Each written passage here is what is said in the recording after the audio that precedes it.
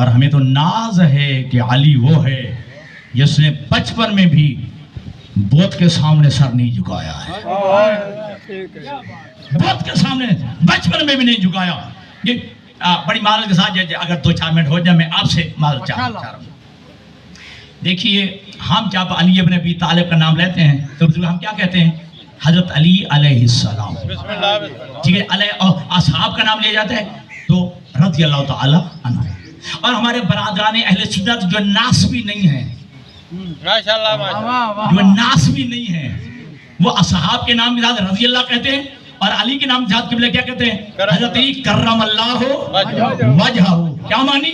حضرت علی کرم اللہ وجہہ، اللہ نے علی کے چہرے کو، علی کی پیشانی کو یہ شرف بخشا ہے، علی کی پیشانی ایک لمحے کے لیے بھی بت کے سامنے نہیں جھکی ہے،